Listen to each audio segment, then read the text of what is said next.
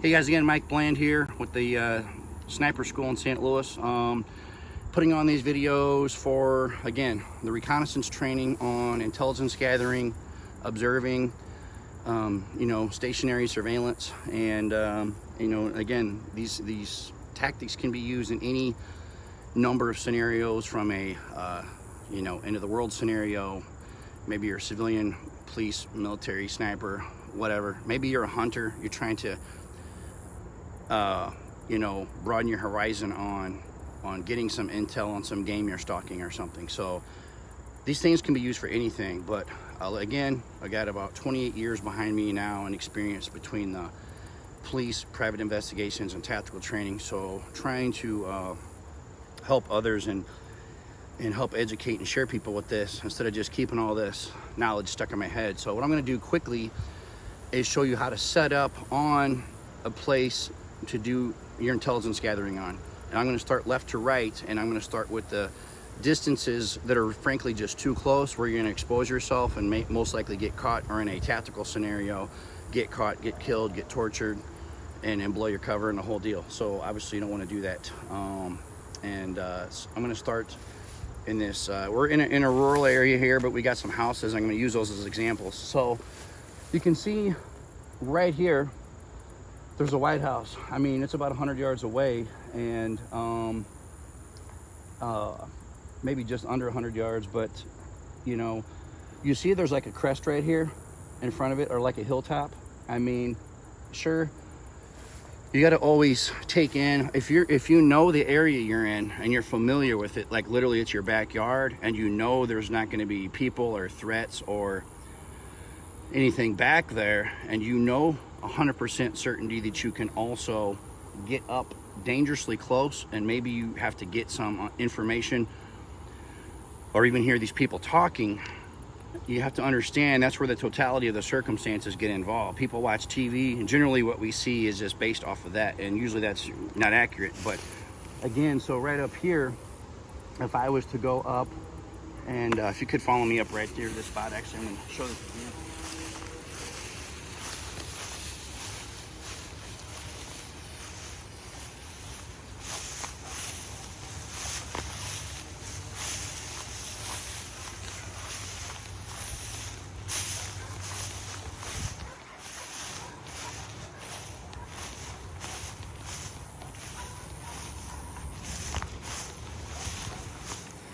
Basically, again, this White House I was using for an example. Now we're really close. Again, there's kind of the crest of this hill here.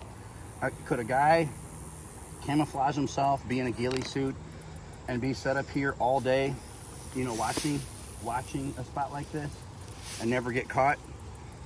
Sure, if you know the area. Again, it depends on, it's like where guys go into the gun store and they say, which gun should I buy? Should I buy a .38 revolver, or should I buy a sniper platform? I mean, first question is, what are you doing? So again, if in this scenario, personally, I know this area, but it's not the end of the world. We're not in foreign soil where there's enemies patrolling, and we're not watching a dangerous drug house where there, again, could be just guys coming out randomly firing out this way, high on drugs or something like that. So you have to take all of these things into account and mitigate all these risks before coming up with a plan, before making entrance and exit route, extraction route, whatever, into your or escape and evasion route. You have to plan all this out. But this here, I mean, generally this is way too close. Again, if you can pull it off, then it's something a guy could do. But the thing is, yeah, generally speaking, this is entirely too close. Again, yes, I could pull it off. You go over to the right a little bit, and you start getting a little further away, and then you got some houses straight through there, like it's a little valley. You've got the two white houses. Now we kind of double the distance, a couple 200 yards away at least down there. Now, could someone see me if I was upright walking here? Yes, I've got the ghillie suit. If you're camoed out, you got your face painted, and you got your netting, and you have a little hide, or you're in some really thick stuff. You could easily do surveillance or intelligence gathering on people that are that far away. With the binoculars, you can see what's going on, license plates, names, vehicle types. You could write down a description of the person's, height, weight, hair color, what they're wearing, all the different things. And again, they're typically, they're not going to see you. I mean, if you're down and you're camouflaged. Now, if you're stand up and you're moving around, someone, especially if it's a bad guy, that could easily be seeing you from there. And then when you pan over to the right, it gets harder to see. Now we're talking like another 100 yards out, and there's trees on each side. There's some houses straight through there. Same area. Now we're getting into a different level here of where someone to see me from there, especially camouflaged again and set up right, is going to be very hard for them to see me. I mean, they're going to have to be out on the deck looking, almost kind of actively looking for someone. And again, in a military situation, or where you have soldiers, or an end of the world scenario, or someone scanning for targets or scanning for possible threats on their community, that's actually very possible. So again, it depends on who you're watching, why you're watching them, what you're trying to gather. And then when you start getting where you're about 400 yards out, 400 and 500 yards out, it's going to start getting to where they're going to really need some optics, unless you're really wearing some solid clothes that's silhouetting you, bright clothes, and you're really just not taking any measures to be stealthful. But if you're ghillied up, have their face painted, have the lenses covered with the camo netting, and you're really moving slow, moving like you're supposed to, or sniper crawling or low crawling, they're going to have a real tough time noticing you. So again, the distance comes in to play, the way you're moving, the way you're dressed up. And a lot of guys think you need all this fancy gear. You don't really. To just get basic intelligence on someone, all you need is a really good optic, like say a spotting scope, a really large spotting scope, and then a small notepad. Or if you had something like a cell phone, which if you do, hopefully your ringer's turned off, and hopefully you don't have some lightning flashing on the back of your phone for notifications, which could give you away at nighttime. Someone could see that a mile away or start shooting that direction. So and that gets back into the noise, light, and litter discipline. If you're out here and you're doing these things in any of these roles, civilian, military, or law enforcement, you don't want to be leaving wrappers. You don't want to be forgetting things. You don't want to be losing, lens cap off your camera on the ground, a cap to your water bottle, all these different things, or ink pen even.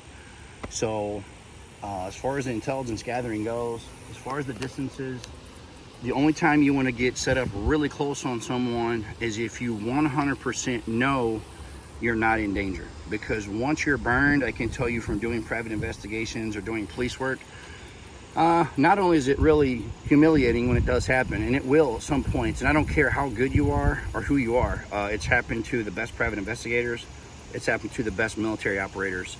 Unfortunately, those guys in that arena, they usually get captured, tortured, killed, unless they're able to be saved or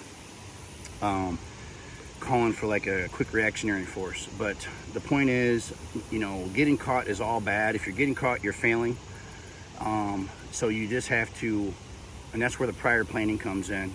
You want to plan it on the front end very heavily, and try to account for every thing that goes sideways. And also you want to have, in those scenarios we're talking about, these high risk intelligence gathering missions, you want to have an escape and evasion plan, which is, for the beginner people on this channel, it is having a route predetermined you're going to take off. And if you look right over along this way here, along this ridge line and this tree line, I mean, right here I only have two options. I only can go along this and hightail it out of here and follow this down, or unfortunately, if I go this way, this is all straight uphill. Now here's the thing with that. If you're in awesome shape, then hey, maybe you want to go for that. Maybe you're guys that are trying to capture you, if they're on foot, maybe they're not going to be able to run like you, they're not going to be able to get away. That's going to be very tough to sprint up 300 yards straight up a hill. But again, kind of reminds you guys when you're deer hunting and you shoot a deer, sometimes they'll do that, and you're sitting here and you're trying to walk uphill and catch this guy. It's the same thing. This here is kind of flat ground, so I could get across this pretty quickly.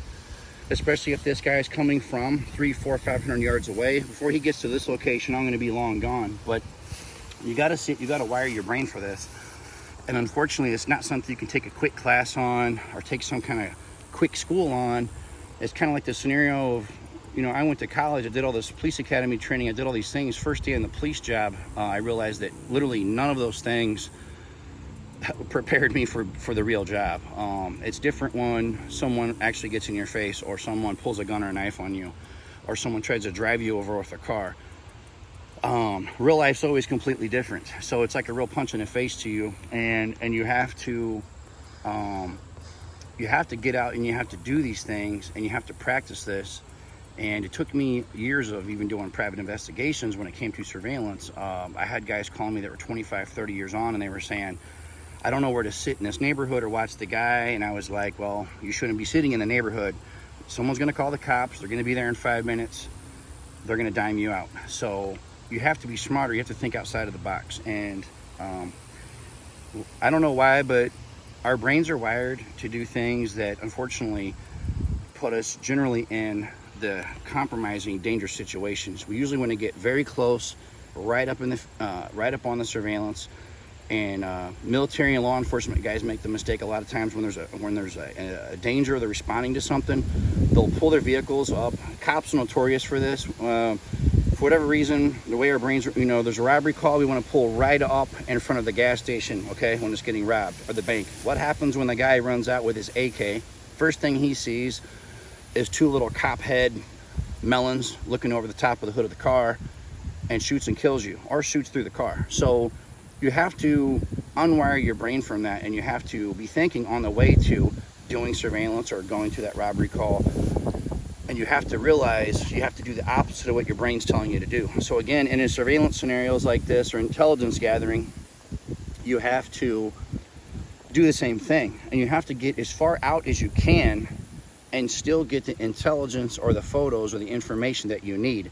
And then you're asked, well, how do you know what the right distance is? Again, it is from your training, from your experience, practicing, having people doing some stalking exercise with you. I'm gonna do those in a later video where we have somebody try to spot us, and we'll have geeled up, camoed up with the rifle, the whole deal, and playing the cat and mouse game, and having the instructor walk the course and see, you know, basically point out the student. So that is really, when you start doing those type of role plays or that type of stalking exercise, that's really good.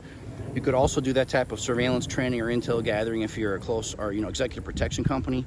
You could play those cat and mouse surveillance games in an urban or city area, or in a neighborhood. You can practice this stuff anywhere, and all these scenarios are going to be totally different. So there's obviously a whole lot to this. I could spend, you know, 40 hours actually on YouTube videos, and I wouldn't be able to cover everything I've learned. But the thing is I would say, you know, just don't get overzealous, don't get panicky, don't get too cocky, just don't get complacent, and you be very aware. You know, if you hear voices coming your way and you have time, or somebody's walking out here and walking up on you, again, people get burned, and stuff can just, somebody can just come walking around a corner of a tree line and see you. Well, if they're that close and you don't have time to move, then hopefully you're camoed up good, and hopefully you can just stay bedded down where you're at. And obviously snipers, especially in the military scenarios, have had that happen. And again, on the flip side, if you hear voices and they're kind of far out, you look and you see the guys, or you can just hear them way off in the distance, but they're starting to get closer. And again, if I can turn and get away, then obviously I'm going to get away. But that's where sometimes common sense also comes into this. But it's, I think, common sense, good survival instincts, and training. But again, gathering the intelligence. Also, you obviously need to know what intelligence you need. Intelligence isn't just you go out, we're just going to go out and just start watching people. Generally, you're going to have a purpose. And again, in a grid down scenario or into the world scenario, you may be looking for food, water, shelter, a vehicle to use, some kind of building to stay in, well, which would be a shelter, maybe a place to find tools or weapons or ammo left behind. So you may be doing surveillance to gather intelligence on those things, and then possible people that are bad guys or threats. And so again, that also is going to be in your planning. It's going to depend on, again, how close do I want to get. You know, I can tell you again right here at 100 yards away or 200 yards away in an end of the world scenario, I'm not going to be doing surveillance this close, because first of all, I know in an end of the world scenario, people are going to be very alert, very hyper alert, vigilant, paranoid, and they're going to be protecting their properties in those cases. And they're going to be, if they're smart, having someone pulling security elements, and they're going to be looking for guys approaching to take their stuff, you know, bandits, marauders, invaders, whatever you want to call it. So again, guys, covered a lot in these videos, and then in a minute here I'm going to give an example of just kind of what it looks like when you're actually set up and you're just got your ghillie suit. I'm just going to do a very basic, give you an idea of what it should look like. All right, guys, thanks.